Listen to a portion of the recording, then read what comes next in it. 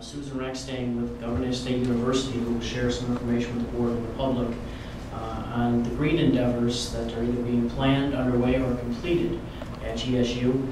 Ms. Rakstang is the Associate Vice President of Facilities Development and Management, and I thought with what we were presenting this evening on the Sustainability Master Plan, it just seemed like an obvious presentation to also share with the community. So, Ms. Rakstang, if you will.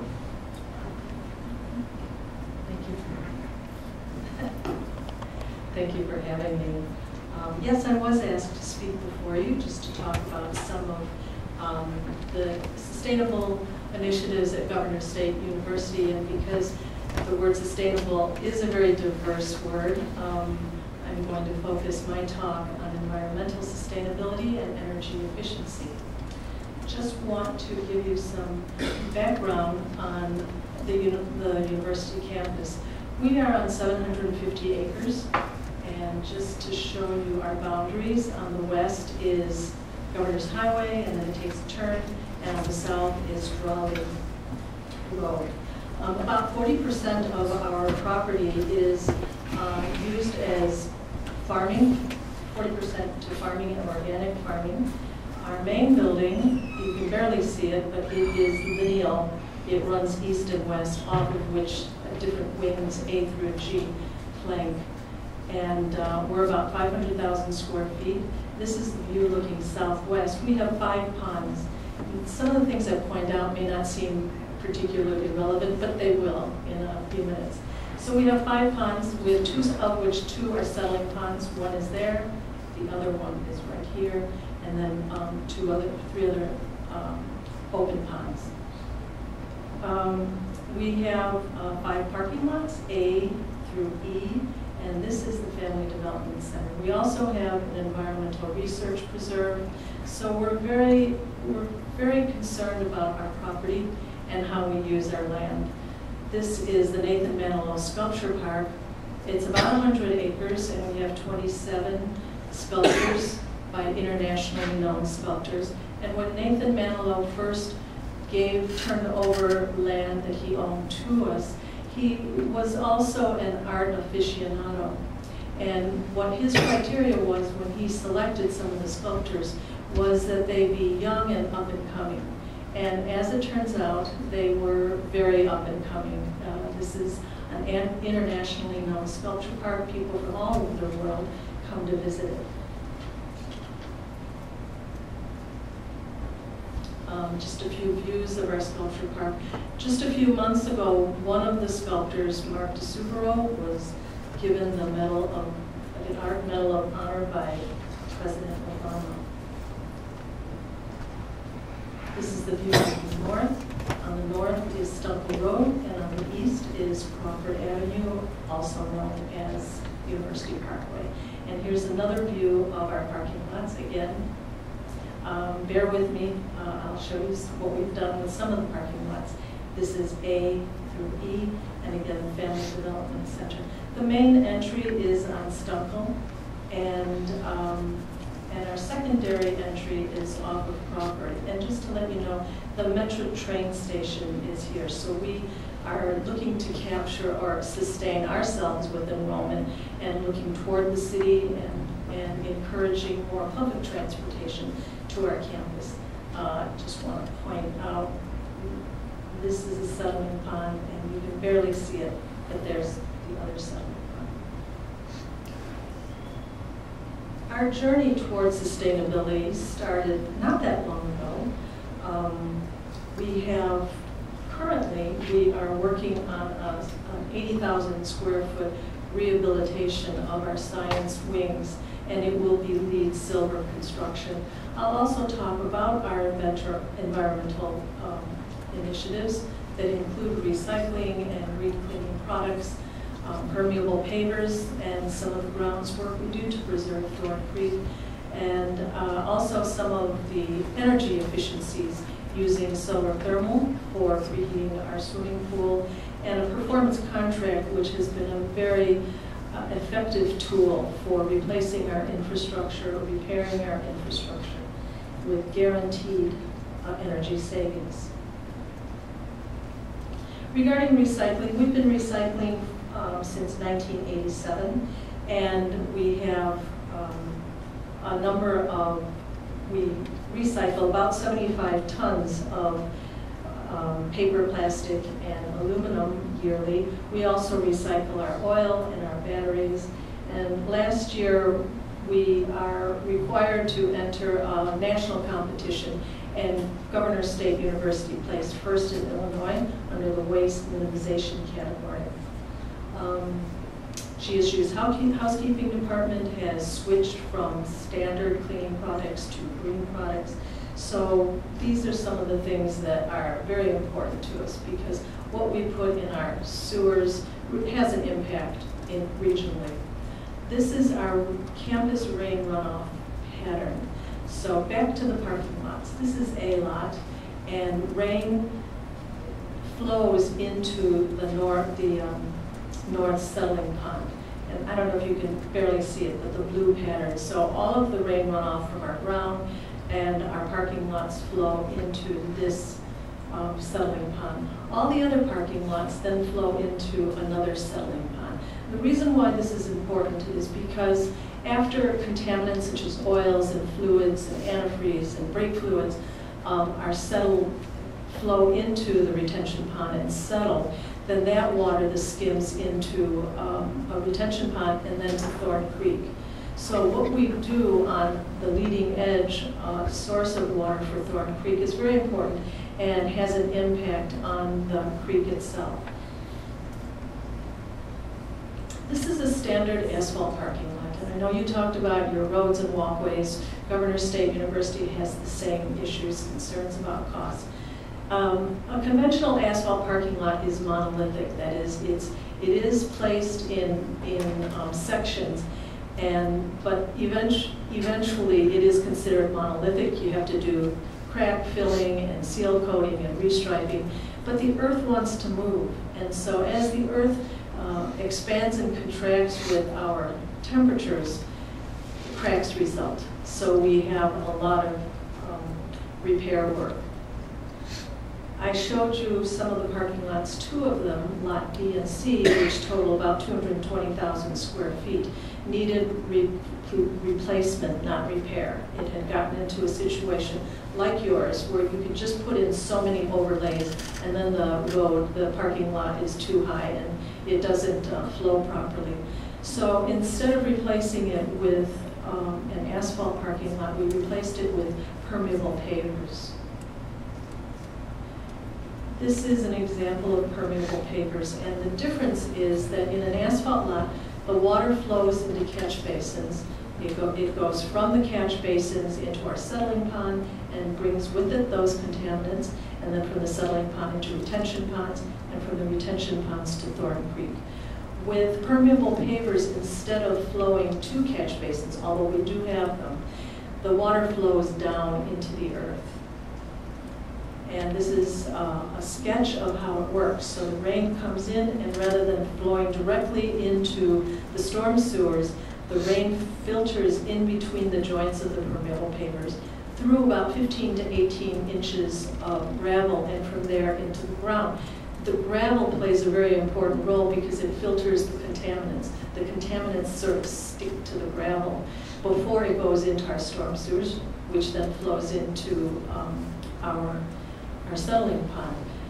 On those days where, well, for the 100-year storms, which seem to happen several times a year, when the water is just, when the earth is just so saturated and it's it's flowing in sheets, we also have a redundant protocol so that the additional rain that the earth can't handle flows into bioswales. Bioswales are strips of green with native plantings, and that helps to also offset what goes into our settling ponds. Another thing that our grounds does, because our concern is salt, and our grounds people have been experimenting for the past 2 or 3 years using beet juice. And what beet juice does is when you apply a layer of beet juice to the ground, during very cold temperatures, the beet juice helps to make the salt more effective quicker. In that way, we're able to limit the amount of salt. So our salt consumption has gone down. Salt contaminates Thorn Creek. Again, that's why we're trying to reduce the amount of salt we use. Another method is to use a power brush on the sidewalks. Again, it cuts the snow pretty clean and ice, making us able to use less salt. We have been reducing the amount of turf. 750 acres, 40% of it is farming, but we still have a lot of land that has to be tended to, and we've been reducing the amount of turf because the more turf we have, the more mowing we have to do, and the equipment does discharge carbon emissions into the air. So we've been reducing the amount of turf and installing more native plantings, which doesn't require the kind of manicure and care that turf does. Just some examples of our wildflowers. Our sculpture park also used to be all turf, and we've let a good portion of it to just grow with natural plantings, and we have mowed paths. So we've reduced that type of mowing as well. In our environmental research preserves, our faculty work with students in the field, in the prairie, as well as in the preserves. They're taking samples of seeds and getting soil borings to study. We also have prairie burns. Every 3 to 4 years, we have very, very monitored. We put University Park Fire Department on call, and we also have our own source of water. We developed the necessary firewalls to contain the fire. But the reason why burns are so important is it helps to germinate some of the plantings, the native planting seeds. It also burns out some of the European species to let the native species come forward.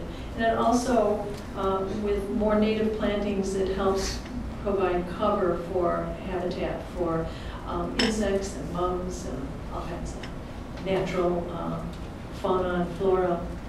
We also have a solar thermal panel. It's a 64-panel solar thermal system that's on one of our buildings. And through harvesting the sun through the panels, we're able to preheat our 168,000-gallon swimming pool, as well as provide hot water for some of our domestic hot water needs.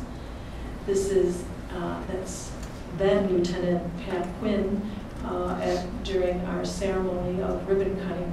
So a solar panel is 4 feet by 10 feet by 3 inches thick, and it's covered in non-reflective glass. And within each of the panel runs piping that has a food-grade glycol solution in it.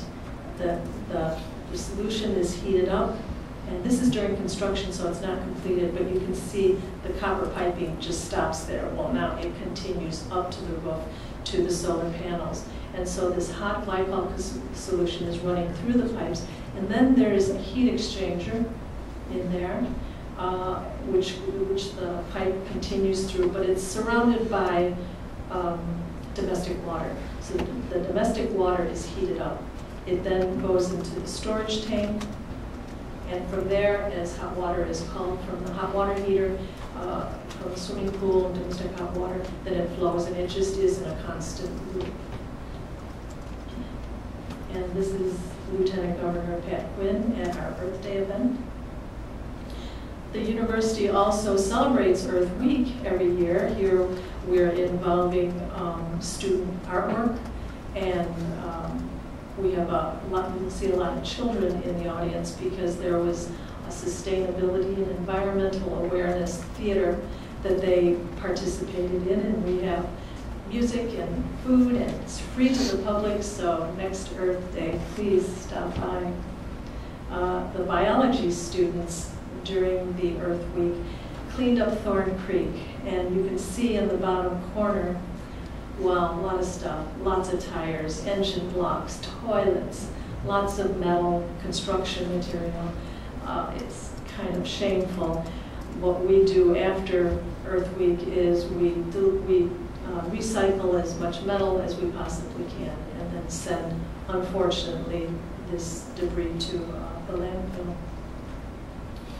One of our most effective ways of energy conservation is through an energy performance contract. The ESCO, Energy Service Company, will provide the highest and best use for energy in our infrastructure. In our case, we wanted work done for our mechanical, electrical system, as well as renewable energy. And what's great about an energy contract is that the energy provider will guarantee a certain amount of energy savings. If they don't meet that with the construction, then they pay us. So they make that commitment right from the beginning after certain studies. We put out a request for proposal and we listed 21 energy conservation measures. All of the bidders looked at it and they submitted their proposal to us. We selected Energy Systems Group. ESG did an energy audit, and they came up with ideas of how they would implement our 21 energy conservation measures, and it included work on our heating and cooling units as well as air handling units, changing out all of our 32-watt bulbs throughout campus with 28 watts. We made sure that the color was just right so that there wasn't a perception of less light. We haven't had too many complaints, and we're saving tons of money. What they promised is $400,000 a year in energy savings, and right now it's at $476,000. They also promised to reduce our carbon footprint by 3,000 metric tons. This is a picture of one of the projects in this performance contract. Now this is like a baby picture to me. This sort of thing really excites me. I'm in facilities after all. In the bottom corner is a picture of two 750 horsepower steam boilers. With the energy performance contract, it was replaced by 13 modulating hot water boilers. So instead of turning on these huge steam boilers when just a small portion of the university calls for heat, the 13 boilers will modulate, and only the number of boilers will turn on that we need. So we are really have been experiencing very significant energy savings. And this is our wind turbine. We have had starts and stops for a few months now. Actually, I've been working on this project for a couple of years. Without generous grants from DCEO and Illinois Clean Energy, we would not be able to do it. GSU, like I'm afraid to say the wrong one, like Park Forest and all the other, I'm from Oak Park, and so right next door is Forest Park, so it's like, remember. They're very expensive, and without very generous grants from these Illinois granting agencies, we wouldn't be able to do it. And we're very excited. It is a 50 kW wind turbine. It will serve about 30% of the electrical needs of the Family Development Center that I pointed out earlier. It'll be about 150 feet tall, and it will put out about 140,000 kilowatt hours per year, probably more, but ESG is conservative when they do their estimates on what we will save. We're also integrating it with our academic studies. Our science department will be putting together, or they already have put together, different curricula that will integrate the observation and study of our wind turbine. Just to remind you where the Family Development Center is, it's right there. This is looking north, and just to the west and south of the Family Development Center is where the wind turbine will be. This is an overhead of the wind turbine, the location. So here's the Family Development Center, here's the tennis courts, that is where the wind turbine will be.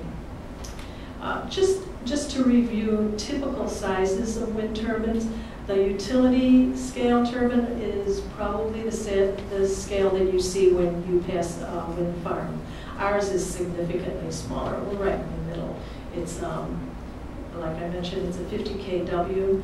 And then this small one, I'm not sure where those are used, maybe for small farms. I think it's too big for residential, but so that's sort of where we're at. So we're about half the height of what you see in wind farms.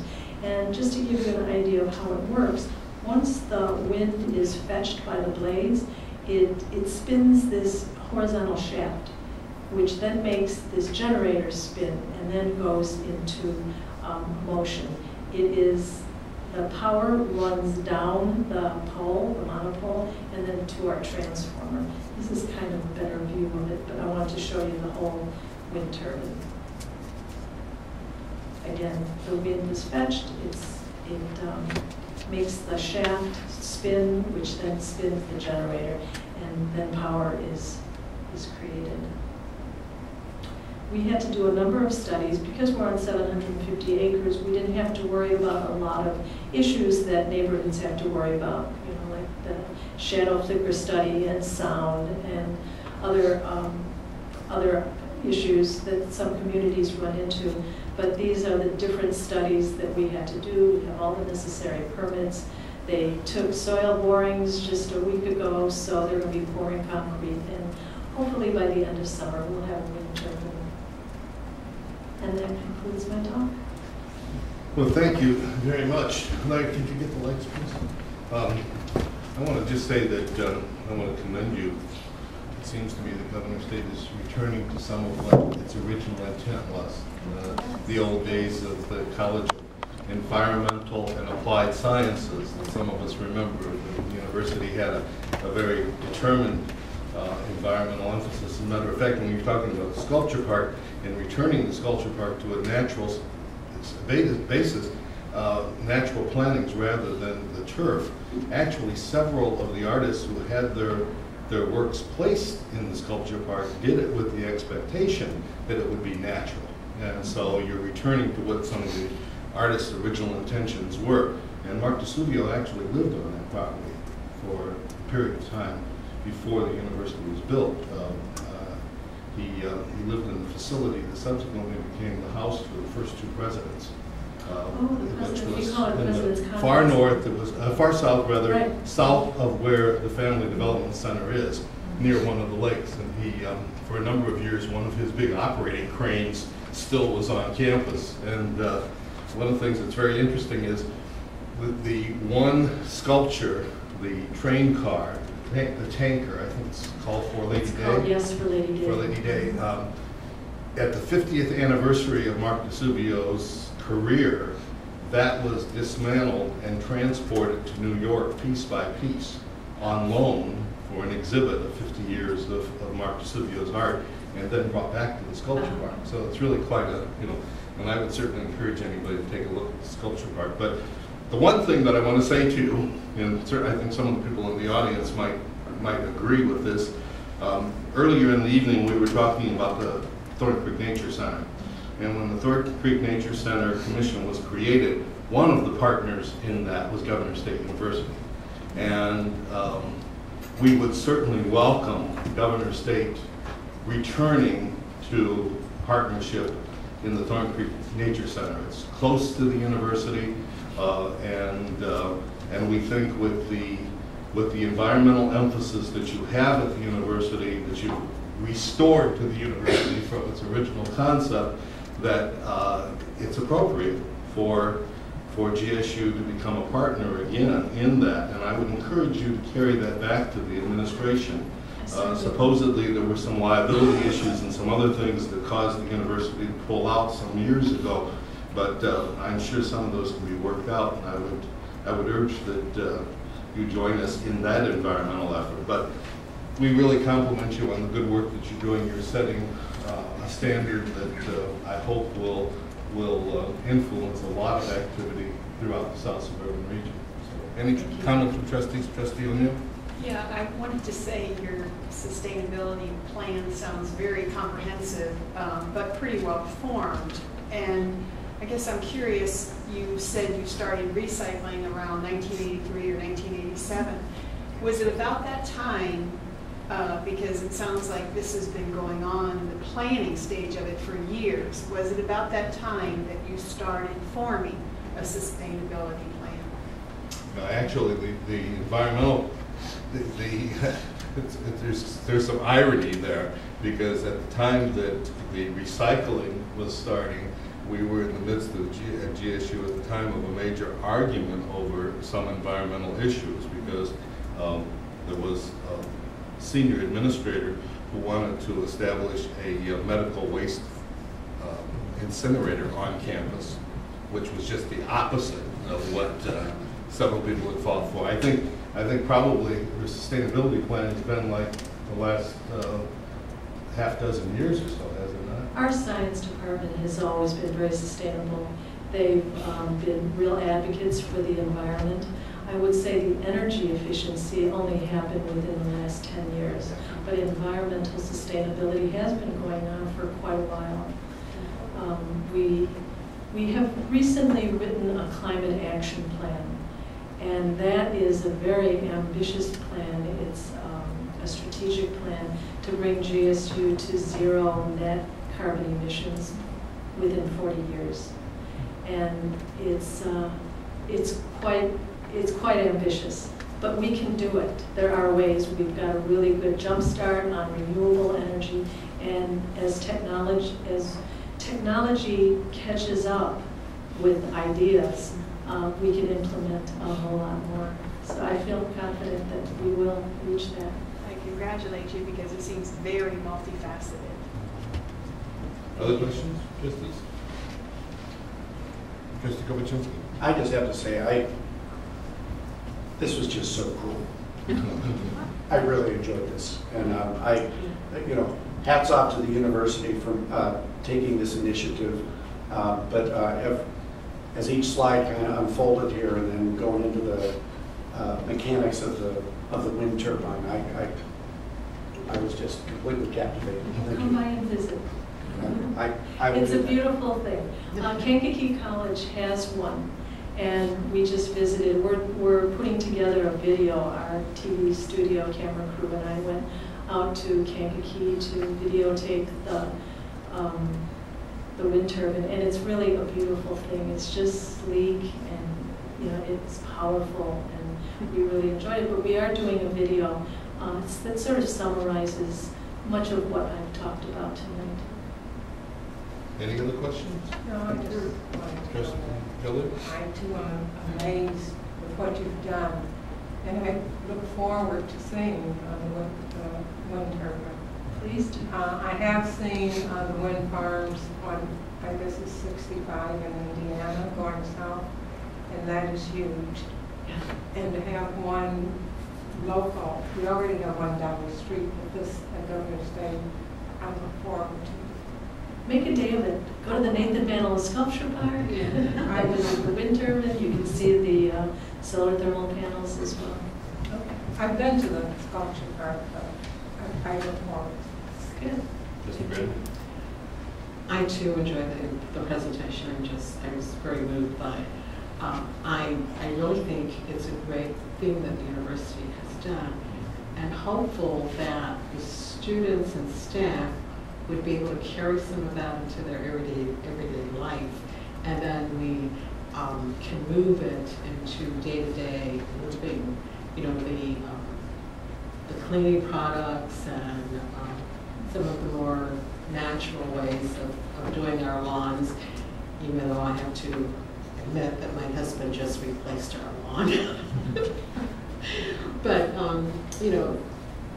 I think that if a place, if a university can do some of the things that you've done, and then if the students and staff can take those things home with them and then help other people do the same thing, it would be such a better place.